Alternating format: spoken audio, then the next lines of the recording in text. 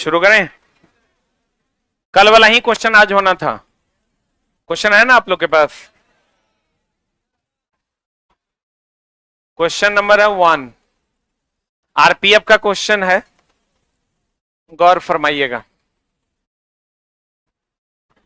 क्या कहता है, पढ़िए। ये कभी पढ़े थे? ये क्वेश्चन कहता है ले चैटेलियर का सिद्धांत, ले चैटेलियर प्रिंसिपल कहते हैं इसको, के अनुसार साम्यावस्था में जब किसी निकाय की सांद्रता दाब व ताप में परिवर्तन किया जाता है तो निकाय पर क्या प्रभाव पड़ेगा? क्या होगा बताओ? B for ball. देखो होता क्या है कि कोई भी सिस्टम किसी निश्चित दिशा में जाने का विरोध करता है, अर्थात अपनी अवस्था परिवर्तन का क्या करता है? विरोध करता है। तो यहां भी जिस दिशा में कोई भी द्रव प्रवाहित होता है वो अपने प्रवाह का क्या करता है? विरोध करता है। तो यही है ली चैटेलियर प्रिंसिपल। कहते हैं दाब साम्यावस्था में, साम्यावस्था मतलब संतुलित अवस्था में, साम्यावस्था मतलब साम्यावस्था में जब किसी निकाय की सांद्रता दाब व ताप परिवर्तित किया जाता है तो निकाय पर क्या प्रभाव पड़ता है? साम्यावस्था को पुनः स्थापित करने के लिए निकाय उस दिशा में विस्थापित हो जाता है जो परिवर्तन का क्या करता है? विरोध करता है। उसी दिशा में पानी या द्रव विस्थापित हो जाएगा और परिवर्तन का क्या करेगा? विरोध करेगा। अब परिवर्तन का विरोध करना क्या कहलाता है? जड़त्व। परिवर्तन का विरोध करना जड़त्व कहलाता। अगला, प्रकाश के अपवर्तन के संबंध में निम्नलिखित में से कौन सा कथन असत्य है? बताइए कौन असत्य है? अपवर्तन के संबंध में, अपवर्तन मतलब प्रकाश एक माध्यम से दूसरे माध्यम में जाए। अपवर्तन बोले तो प्रकाश एक माध्यम से दूसरे माध्यम में जाए। अब बताओ कौन सा असत्य है? जब प्रकाश सघन माध्यम से विरल माध्यम में जाता है तब विलंब की ओर झुकता है। यही तो गड़बड़ है। जब प्रकाश सघन से किधर जाता है? विरल में जाता है। ये सघन है और ये क्या है? विरल है। तो विरल में जाता है तो अभिलंब से दूर न जाएगा। ये गलत है कि सही? हाँ, यही गलत है। गलत है ना, चुनना है। बाकी सब देखो सही है। आपतन कोण की ज्या यानी साइन ऑफ आई और अपवर्तित कोण की ज्या यानी साइन ऑफ आर का अनुपात उस माध्य युग के लिए अपरिवर्तित होता है, अर्थात म्यू के बराबर होता है। म्यू बोले तो अपवर्तनांक के बराबर होता है। सही है कि गलत है? ये कौन नियम है? इसको कहते हैं स्नेल्स लॉ। कौन लॉ कहते हैं? आपतित किरण, अपवर्तित किरण, अंतर पृष्ठ पर अभिलंब सभी एक समतल में होते हैं। सही है कि गलत? सही है। यह भी सही है। कहते हैं जब प्रकाश वायु से वेग वाले माध्यम में जाता, म्यू बराबर सी बाई भी पढ़े हो। अपवर्तनांक बराबर होता है निर्वात में प्रकाश की चाल बटा माध्यम में प्रकाश की चाल। सही है। ये तीनों स्टेटमेंट सही है। आंसर कौन गलत है? ए। जब प्रकाश सघन से विरल में जाएगा तो अभिलंब से दूर जाएगा। अच्छा बताओ, जब प्रकाश, ये तो स्नेल्स लॉ है, जब प्रकाश सघन से विरल में जाएगा तो सब कुछ बढ़ेगा कि घटेगा? क्या होगा? बढ़ेगा। जब प्रकाश विरल से सघन में जाएगा, विरल से सघन में जाएगा तो सब कुछ क्या होगा? घटेगा। सघन से विरल में जाएगा, बढ़ेगा, और विरल से सघन में जाएगा, घटेगा। सघन में जाएगा मतलब सिकुड़ेगा ना, और क्या नहीं बदलेगा? आवृत्ति नहीं बदलेगा। क्या नहीं बदलेगा? आवृत्ति। लिख लो।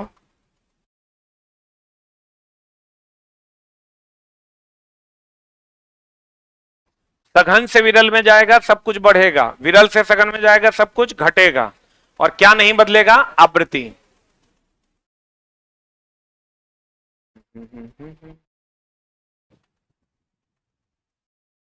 पढ़ें?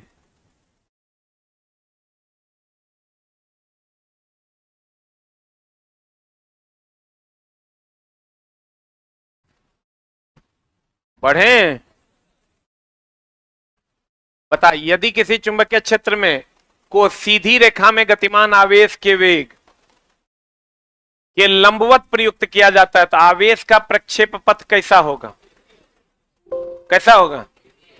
वृत्तीय, बोलो न रे। देखो कभी भी अगर सीधी रेखा में विद्युत धारा का प्रवाह होता है तो आप पढ़े होंगे इसके चारों तरफ जो है संकेंद्रीय वृत्त का निर्माण होता है। किसका निर्माण होता है? अगर ये सीधी धारावाही चालक तार में अगर धारा का प्रवाह हो तो इसके चारों तरफ संकेंद्रीय वृत्त का निर्माण होता है। जो जो इससे दूर जाते हैं प्रबलता घटता कि बढ़ता? हाँ, घटता है। और ये संकेंद्रीय वृत्त का निर्माण करता है, संकेंद्रीय वृत्त का निर्माण करता है। यानी चुंबकीय क्षेत्र जो है संकेंद्रीय वृत्त के रूप में दर्शाया जाता है। चुंबकीय क्षेत्र जो है यह संकेंद्रीय वृत्त के रूप में दर्शाया जाता है।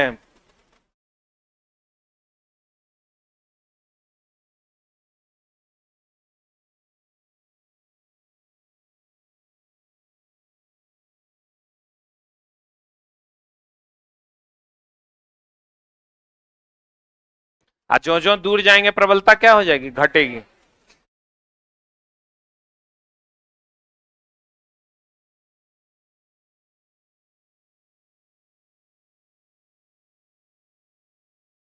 यह चला आरपीएफ कांस्टेबल 4 मार्च 2025। आगे बढ़े।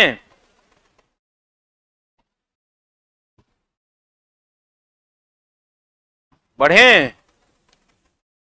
कहता बंद परिपथ में सभी विभव परिवर्तनों के योगफल शून्य होते हैं। तो केवीएल है, किरचॉफ का दूसरा लॉ। बताओ किरचॉफ का दुए लॉ है, पहला और दूसरा। पहला नियम क्या है? पहला नियम कहता है किसी बिंदु पर आने वाली तथा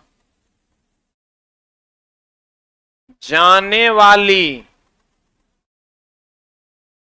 धाराओं का योग क्या होता है? शून्य होता। किरचॉफ का दूसरा लॉ क्या कहता है? बंद परिपथ में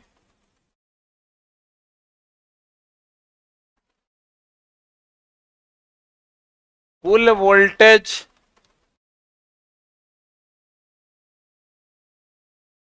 ड्रॉप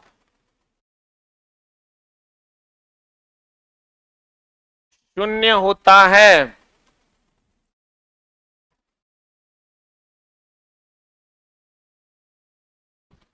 यह नियम आवेश या धारा संरक्षण पर काम करता है।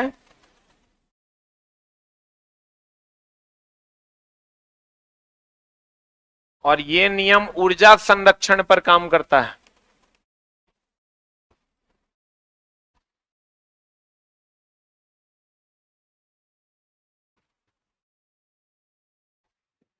इनकमिंग करंट बराबर आउटगोइंग करंट होता है। किसी बंद परिपथ में कुल वोल्टेज का मान 0 होता है, वोल्टेज ड्रॉप का मान 0 होता है। तीसरा और चौथा लॉ नहीं होता है। एक होता है केसीएल और एक होता है केबीएल। किरचॉफ्स करंट लॉ, इसको क्या कहते हैं? केसीएल। इसको क्या कहते हैं? केबीएल। किरचॉफ्स करंट लॉ और किरचॉफ्स वोल्टेज लॉ।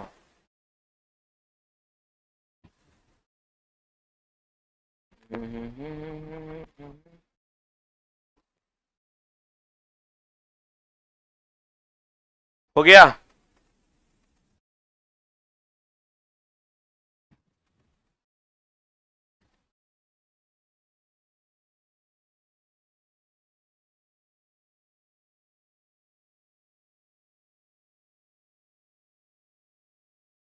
हो गया? किरचॉफ ने कितने लॉ दिए? 2। कौन कौन? केसीएल और केबीएल। बता हुक का नियम क्या होता है? हुक का नियम प्रत्यास्थ पदार्थों में किन दो भौतिक राशियों के बीच संबंध है? हमको जहां तक पता है हुक का नियम कहता है प्रतिबल समानुपाती क्या होता है? विकृति। Stress is directly proportional to strain. प्रत्यास्थता सीमा के अंदर प्रत्यास्थता सीमा वह सीमा होता है जहां तक खींचने पर पुनः अपने शेप में आ जाता है। रुक जाओ, जैसे आप रबर को ऐसे खींचे, एक लिमिट होगा ना, जहां तक छोड़ेंगे तो अपने शेप में आएगा, जहां उसके बाद खींचेंगे तो फिर अपने शेप में नहीं आएगा। तो वह लिमिट जहां तक खींचने पर पुनः अपने शेप में आ जाता है, उसी को हम कहते हैं प्रत्यास्थता सीमा। प्रतिबल बोले तो स्ट्रेस, विकृति बोले तो स्ट्रेन। बताओ, विकृति का कोई मात्रक और विमा होता है? अब प्रतिबल का मात्रक क्या होता है? बल बटा क्षेत्रफल, न्यूटन बटा मीटर स्क्वायर, और इसी को हम लोग क्या कहते हैं? पास्कल। यही ऑप्शन में दे लेता जो कल आपको हम बता रहे थे, न्यूटन बटा मीटर दे दिया था, दूसरा क्या दे दिया था? पास्कल। बच्चा इसको मार दिया, मामला गड़बड़ा गया। न्यूटन बटा मीटर स्क्वायर।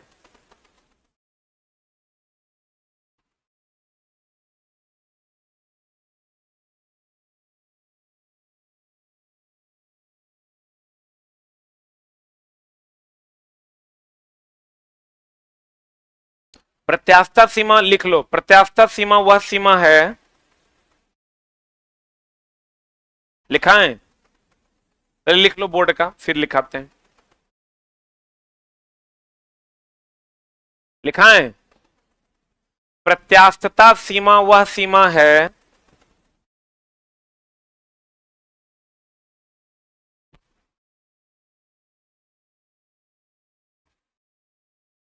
जहां तक खींचने पर वह वस्तु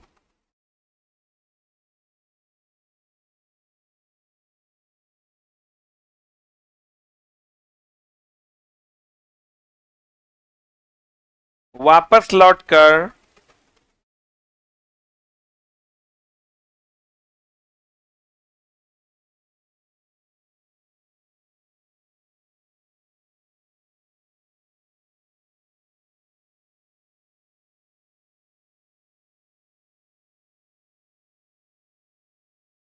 वापस लौटकर आ जाता है, जहां तक खींचने पर वह वस्तु वापस लौटकर आ जाता है कि नहीं आता है?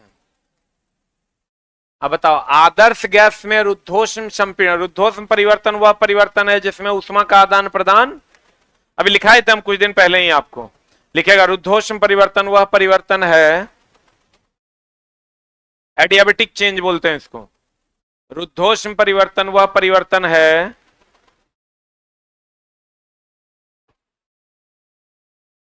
जिसमें ऊष्मा का आदान प्रदान नहीं होता।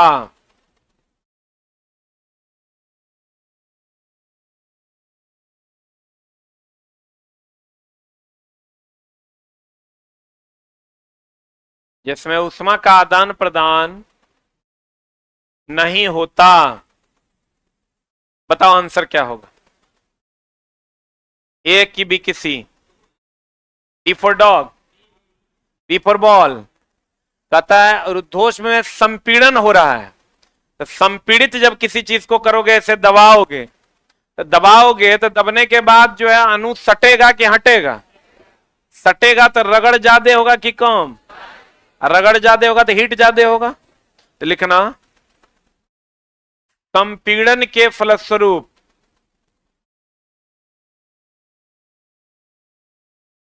संपीड़न के फलस्वरूप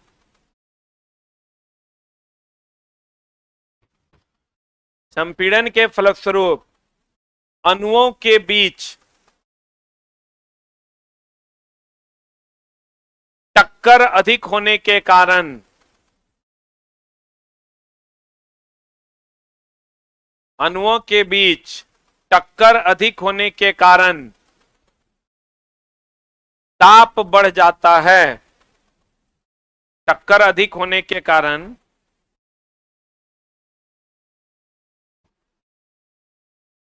क्या बढ़ जाता है? ताप।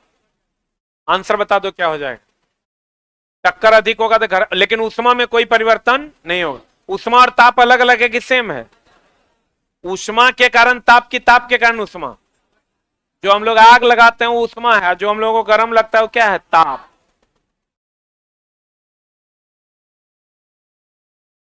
ये एक तेज रफ्तार वाहन गैस के कारण सड़क के मोड़ पर फिसल सकता है? कौन बल के कारण?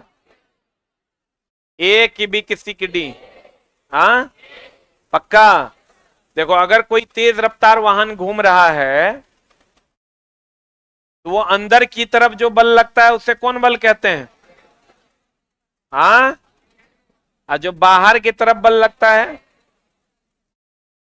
कौन बल कहते हैं? अब ध्यान से देखना, अंदर की तरफ लगने वाला बल अभिकेंद्र बल, बाहर की तरफ अपकेंद्र बल। बाहर की तरफ कौन बल? अपकेंद्र बल। तो अगर कहेगा संतुलित रहता है किसके कारण? संतुलित रहता। अगर कहता फिसलता है किसके कारण? किसके कारण? अपकेंद्र बल का। लिख लो, क्वेश्चन चला बहुत बढ़िया है। अपकेंद्र बल का दूसरा नाम केंद्रापसारी बल है।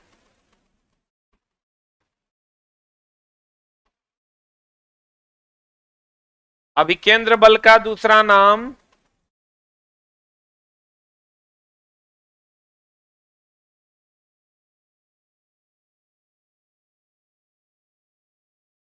केंद्राभिमुखी बल है।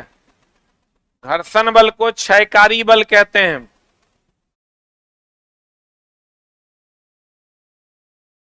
गुरुत्वाकर्षण बल सबसे कमजोर बल है।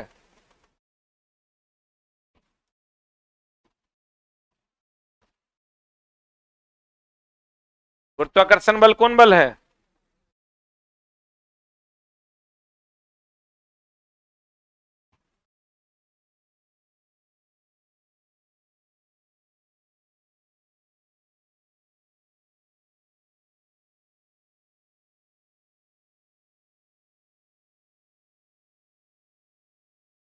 संतुलित रहेगा किसके कारण? अभिकेंद्र बल। अब फिसलेगा अपकेंद्र बल।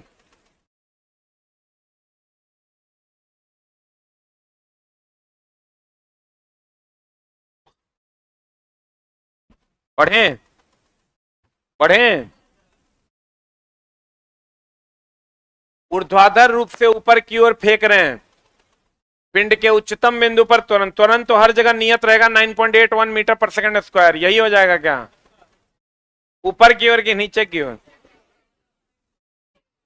कह रहा है ऊर्ध्वाधर रूप से ऊपर की ओर फेंक रहे हैं उच्चतम बिंदु पर। उच्चतम बिंदु पर त्वरण का मान किधर होगा? नीचे की ओर कि ऊपर की ओर? त्वरण हमेशा नीचे होता है क्योंकि यह किसके द्वारा लगता है? पृथ्वी के द्वारा। किसके द्वारा? भार बल भी हमेशा किधर की ओर होता है? नीचे की ओर। त्वरण भी हमेशा किधर की ओर होता है? नीचे की ओर। क्योंकि भार बल और त्वरण दोनों किसके द्वारा लगता है? पृथ्वी के द्वारा। और पृथ्वी हमेशा इसको नीचे की ओर लगाती है कि ऊपर की ओर? लिखिएगा, भार बल और गुरुत्वीय त्वरण की दिशा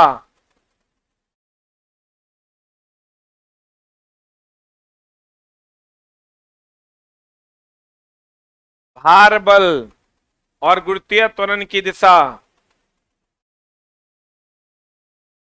हमेशा नीचे की ओर होती है।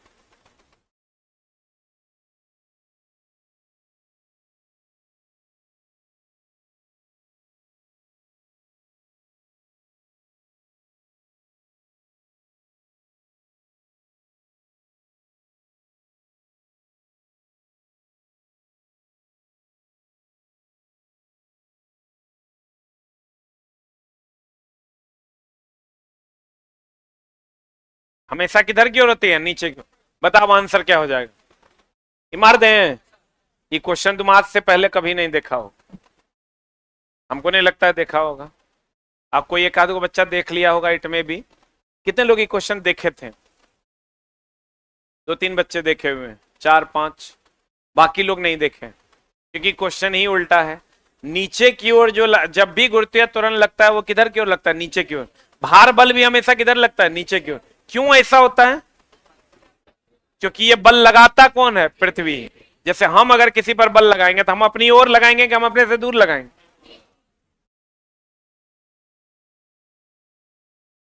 ई तो बना दिया होगा, light amplification by stimulating emission of radiation. क्या होगा आंसर?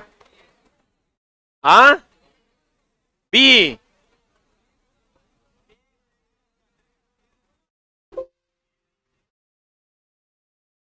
ए इस light and sound, laser, laser का full form laser, light amplification by, ये दोनों सेम है क्या रे? ये होता चला स्टिमुलेशन, जिसका मतलब होता है उद्दीपन। कोई एगो मार लो। स्पॉन्टेनियस नहीं होता है, स्टिमुलेशन होता है।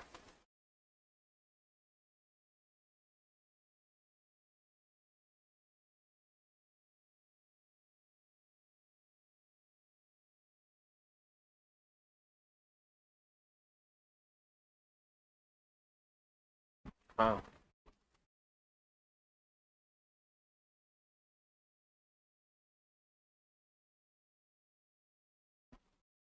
हो गया। स्टिमुलेटेड इमिशन ऑफ रेडिएशन होता है, ठीक है। स्पॉन्टेनियस नहीं होगा, स्टिमुलेटेड होगा। स्टिमुलेटेड का मतलब क्या होता है? उद्दीपन। आज बताओ, स्प्रिंग की स्थिति ऊर्जा का फॉर्मूला पढ़े हो? स्प्रिंग का पोटेंशियल एनर्जी होता है हाफ के एक्स स्क्वायर।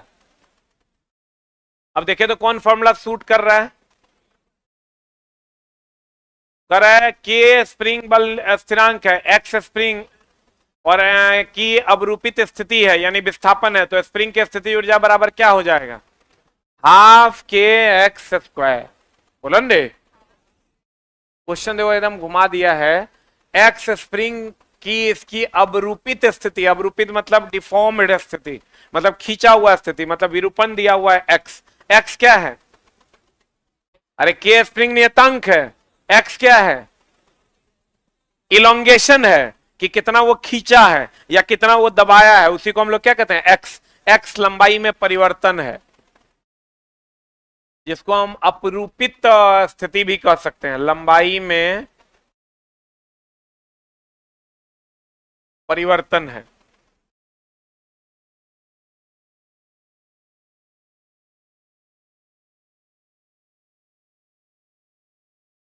ये क्वेश्चन तो का ही हम बताएं, सुपर टॉप क्वेश्चन में से एक। ऐसा नहीं है कि सब ऐसा ही क्वेश्चन पूछा है, हम छांट के लाए हैं। जो छांटा हुआ क्वेश्चन है, जो बनाने में दिक्कत होता है। अच्छा, तुम लोग मैथ पढ़ते हो, बड़े अच्छे गुरुजी हैं रोशन सर, अच्छा पढ़ाते हैं। y बराबर एम एक्स, ये ग्राफ है। और हम जहां तक जानते हैं y बराबर एम एक्स प्लस सी। रीजनिंग वाले गुरुजी अच्छा पढ़ाते हैं, गौरव सर। और आज कौन लिए थे जीएस में? कुणाल सर। चंद्रा सर भी ले रहे होंगे। चंद्रा सर नहीं लेते हैं? सोनू सर लेंगे 3-4 दिन के बाद, उनका एक बैच है वो खत्म हो जाएगा, शायद खत्म हो गया है, तो फिर सोनू सर भी लेंगे। चंद्रा सर अच्छा पढ़ा रहे हैं। चंद्रा सर एक सुबह में क्लास लेते हैं करंट अफेयर्स का, उसमें भी 1000 बच्चे लाइव रहते हैं, अच्छा पढ़ाते हैं, अच्छा कंटेंट भी है, आप लोग चाहें तो पढ़ सकते हैं। सी, ये वाई इंटरसेप्ट पढ़े ही। वाई बराबर एम एक्स वह रेखा है जो ओरिजिन से गुजरेगा, वाई बराबर एम एक्स प्लस सी में सी जो होता है वो वाई इंटरसेप्ट होता है। अगर पढ़े होंगे तो जरूर पढ़े होंगे। अब मामला ये है कि फ़ारेनहाइट बनाम सेल्सियस ताप का ग्राफ एक सरल रेखा है जिसका अंतःखंड यानी इंटरसेप्ट क्या होगा, ये पूछ रहा है। ये क्या हो, हमको बताइए। फ़ारेनहाइट और सेल्सियस का क्या मामला है? F - 32 बटा 212 - 32, बोलो। C - 0 बटा 100 - 0, तो F - 32 अब बटा 180 बराबर C बटा 100। ये जीरो गया, बोलो रे। 2 पंचा 2 नमा 18। अब यहां से देखो तो क्या आ जाएगा? F - 32 बराबर, ये ऊपर चल जाएगा, 9 बटा 5 C हो जाएगा। तो सही लिखे हैं गलती लिखे हैं? इसको अगर यहां से इस इक्वेशन को हम लिखते हैं तो F बराबर 9/5 सी या +32 लिखेंगे। अब देखो दी y बराबर mx प्लस सी के फॉर्म में है। y बराबर mx प्लस सी के फॉर्म में है। क्वेश्चन करा जिसका इंटरसेप्ट कितना होगा। इंटरसेप्ट मतलब सी के जगह पर क्या है, क्या है, तो इंटरसेप्ट कितना हो जाएगा 32 डिग्री क्या फ़ारेनहाइट की डिग्री सी। अरे फ़ारेनहाइट में ना मांग रहा है कि एफ बराबर जो वैल्यू है पूरा फ़ारेनहाइट में हुआ कि डिग्री सी में। सी बराबर कोई वैल्यू होता तो वो किस में होता, डिग्री सी में। बोलो न रे, के बराबर कोई वैल्यू होता तो किस में होता, केल्विन में। है ना क्वेश्चन में दाम, लिख लीजिए।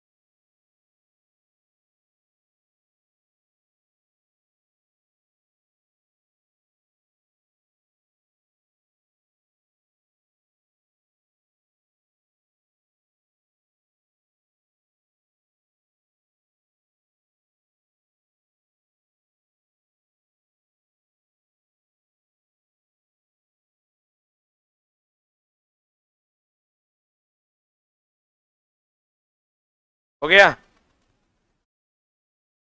हुआ, कैसा लगा क्वेश्चन बोलो। 10 दिन और 10-15 दिन लगेगा। इतना कॉन्फिडेंस तू कहां से लाता है? हाँ, बाप रे, बहुत ज्यादा है, थोड़ा कम कर ले। बैठ ना, मतलब क्लास चल रहा है, क्या पूछ रहा है तू क्या? हाँ, जब बची हुई है दोस्तों, खत्म होगा तब तो पेपर एक खत्म होगा दूसरा लगेगा।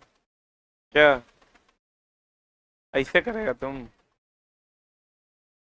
ये राजस्थान से आया पढ़ने, कॉन्फिडेंस लेवल अगर बाप रे बाप 3-4 फीट ऊपर है,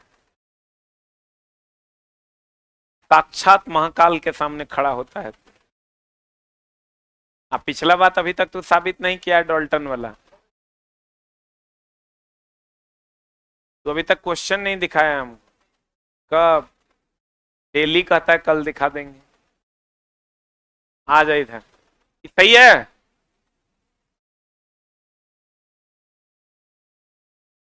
बता आंसर। उस नियम का नाम जिसके अनुसार गैसों के मिश्रण का कुल दाब विशिष्टगत गैसों के आंशिक दाबों के योग के बराबर होता है। डाल्टन का आंशिक दाब नियम यही ना है वो। डाल्टन ने दिया था आंशिक दाब का नियम।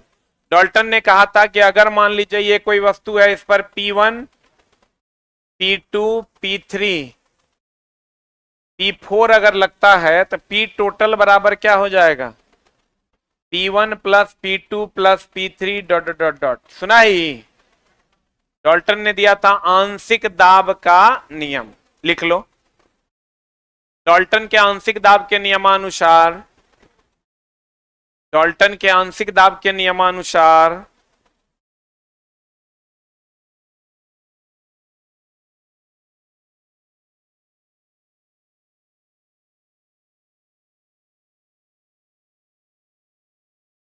डाल्टन के आंशिक दाब के नियमानुसार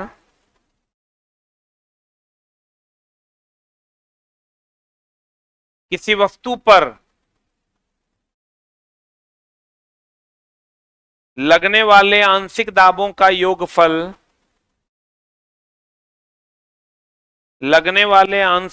दाबों का योगफल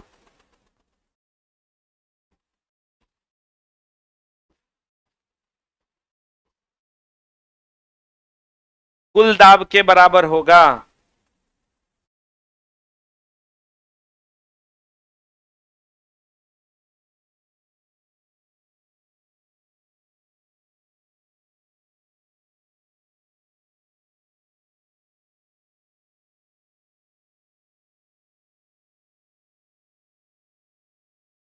कुल दाब के क्या होगा बराबर? बोलो इलेक्ट्रॉन प्रोटॉन न्यूट्रॉन जैसे अपरमाणविक कण क्या प्रदर्शित करते हैं? कण और तरंग दैर्ध्य दोनों, तरंग दोनों प्रकृति। देखो ये हमेशा ध्यान रखना, कोई भी किरण जो है दोनों प्रकृति दिखाता है, कण भी और तरंग। लिखो सभी किरणें, चाहे इलेक्ट्रॉन मतलब हो गया कैथोड किरण, प्रोटॉन मतलब हो गया एनोड किरण, सभी किरणें कण और तरंग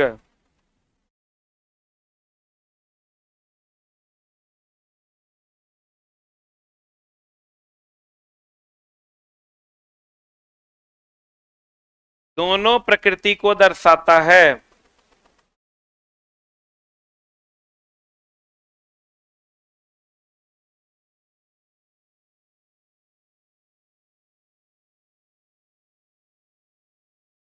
कण और तरंग दोनों प्रकृति को दर्शाता है। आंसर बताओ क्या होगा?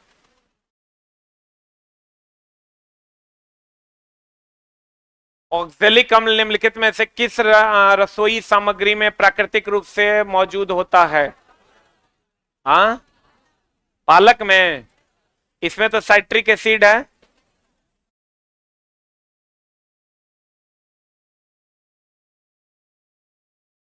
दूध में लैक्टिक एसिड, सिरका,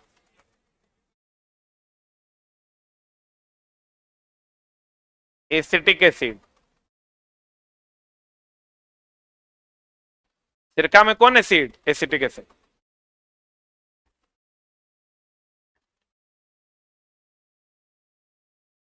हो गया?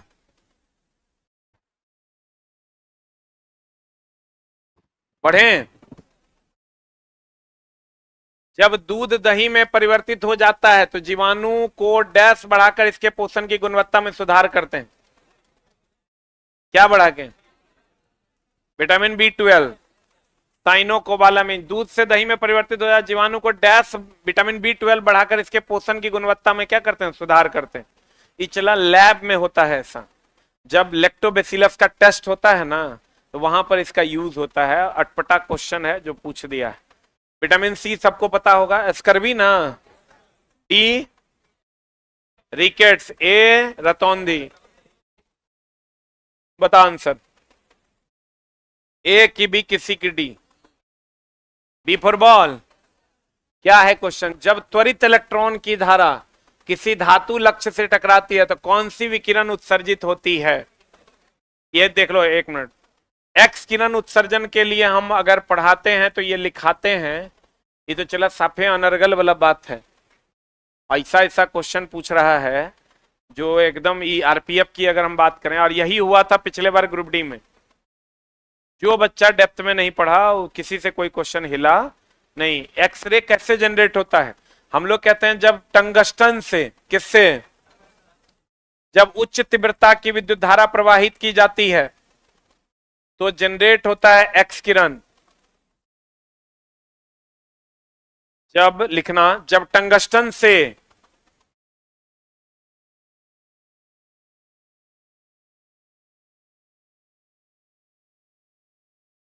उच्च तीव्रता की धारा प्रवाहित की जाती है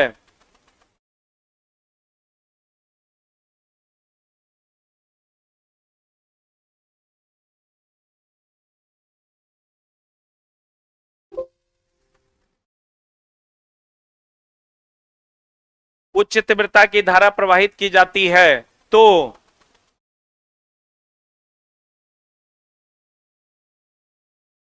एक्स किरण उत्पन्न होता है।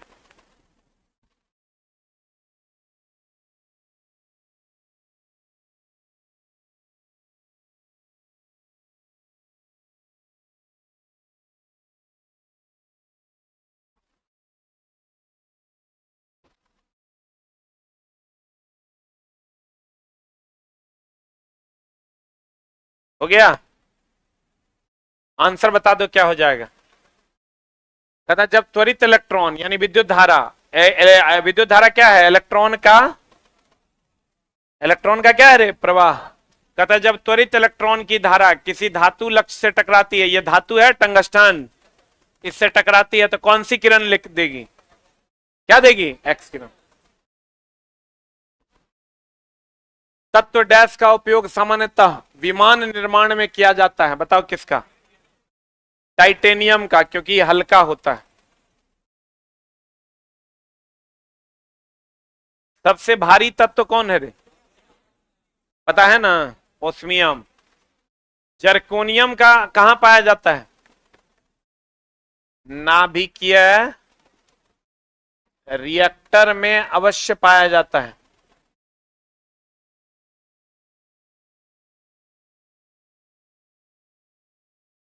ये न्यूट्रॉन अवशोषित करता है और रिएक्शन को संतुलित करता है।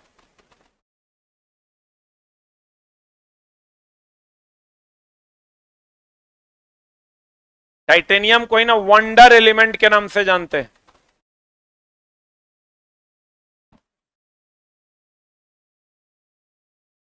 सबसे भारी धातु कौन? हाँ, सबसे भारी धातु ओस्मियम।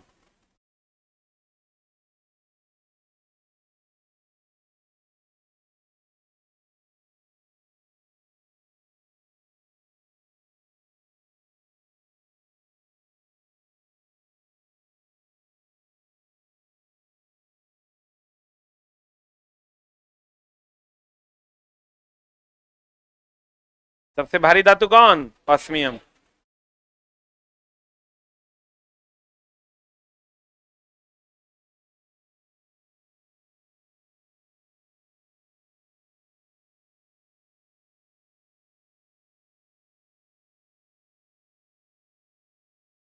आजकल एगो नया ट्रेंड चलता है, चला जैसे होता क्या है कि बच्चा जैसे 20 लाख एग्जाम दिया तो रिजल्ट 1 लाख का हुआ, फाइनल रिजल्ट 15,000 का हुआ, 19,85,000 जो है उसका नहीं हुआ।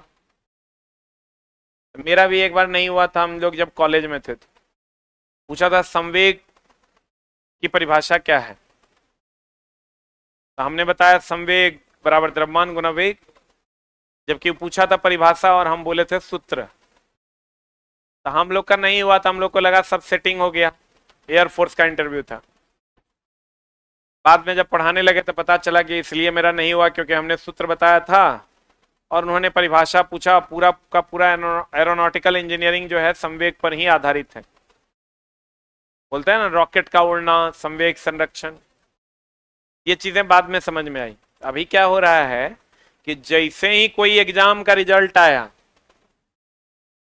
ठीक ना, तो 18 मान लो 15,000 बच्चों का फाइनल सिलेक्शन होना है, बाकी का नहीं होना है, तो 19 लाख बच्चे ऐसे हैं जिनका नहीं हुआ, बहुत परेशान हैं।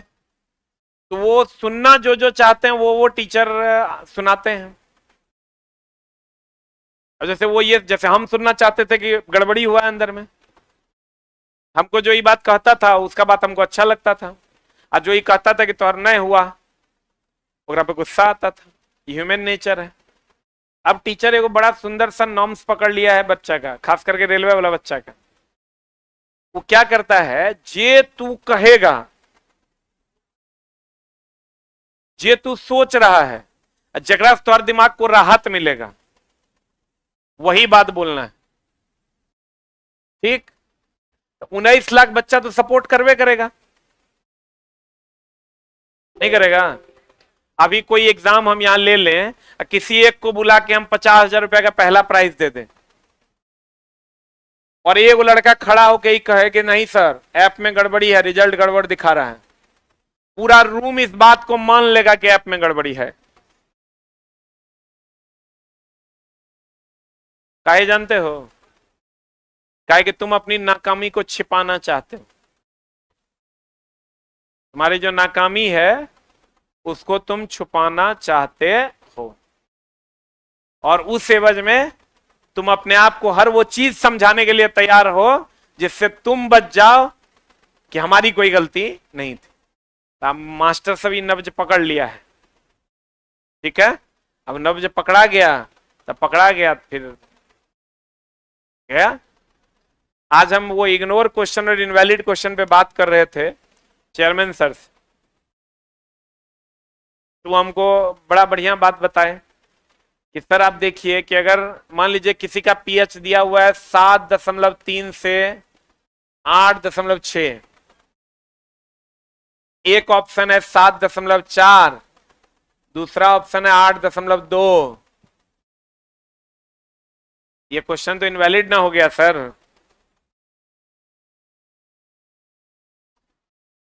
हम बोले सर इनवैलिड कैसे हुआ? इसमें जो सामान्यतः जो जनरल यूज होता है वो हो जाएगा आंसर। कहता है एनसीईआरटी के हिसाब से तो कोर्ट में हम लोग हार ना जाएंगे, जनरल कुछ होता नहीं है। ये 2.2 टू 2.4 इसका रेंज है नींबू के पीएच का, तो 2.2 भी सही है, 2.3 भी सही है, 2.4 भी सही। हम बोले सर ऐसा सेट काहे करते हैं, सेटे मत कीजिए ऐसा क्वेश्चन। तो बोला सर ऐसा विवादित क्वेश्चन बहुत सारा है। अब जैसे हवा और न्यूमेटिक दोनों एक के बात है, लेकिन न्यूमेटिक का सेंस अलग है, हवा का सेंस अलग है, लेकिन दोनों एक दूसरे के सिनोनिम्स भी हैं। नहीं समझा? जैसे हम लोग कहते हैं पानी पीते हैं, खाना खाते हैं, दोनों काम तो खाना ही है, इसलिए बंगाली लोग कहते हैं पानी खाते हैं। पानी खा, जल खाबो, खाबो कि पीबो? खाबो। क्योंकि खाना पीना दोनों सेम है, तो जल खाबो वो सही है, जल पीना वो भी सही है, लेकिन रियल में हिंदी में वर्ड्स जो है डिफर करते हैं, तो उनका अपना एक्सक्यूज है। जबकि हमने मतलब रेलवे इस पर एकदम 100% इस बार सिंसियर है कि नेक्स्ट चांस से हम लोग ऐसा कुछ नहीं होने देंगे। और ये समझ लो तुम, हम भर दिन में मेरे पास कम से कम 10 से 12 बार कॉल आया होगा जो ट्विटर कैंपेन हुआ है तब से। हम उसको बोले कि सर ये जो इनवैलिड क्वेश्चन का बम फूटेगा जिस दिन ना, उस दिन बड़ा गड़बड़ हो जाएगा।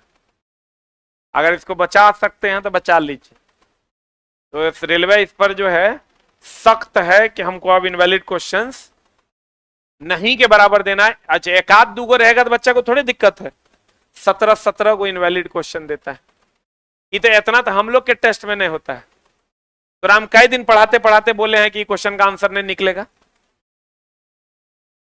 या कहीं और भी टेस्ट देता होगा, ये पता नहीं कहां से लाता है। निम्नलिखित वैज्ञानिकों में से किसको पोलिनियम तत्व की खोज का श्रेय दिया गया है? रेडियम और पोलिनियम दोनों इन्होंने ही खोजा था। रदरफोर्ड क्या किया था? नाभिक का। बोर-ब्यूरी ने 2n² मॉडल दिया था। मेंडलीफ के बारे में तो जानते हैं, क्या किया था ये? क्या किया था वो? आवर्त सारणी। आधुनिक आवर्त सारणी कौन दिया था? मोसले। रेडियम और पोलिनियम की खोज के लिए इन्हें नोबेल पुरस्कार दिया गया था।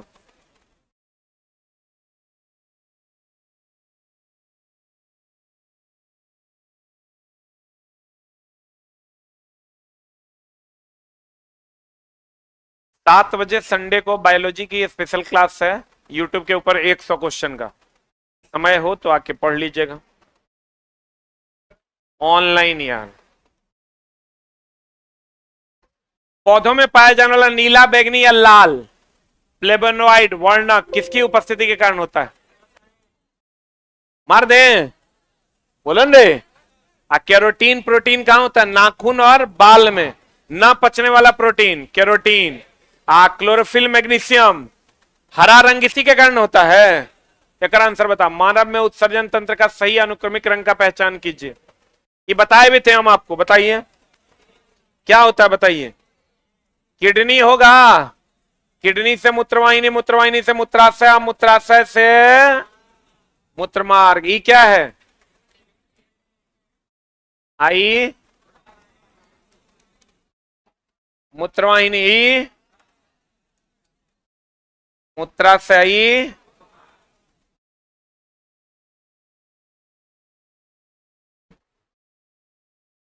कुछ कुछ टीचर तो ऐसा है चला कि रेलवे की मुहिम में है, अब पूछता है सर रेलवे में इंग्लिश है?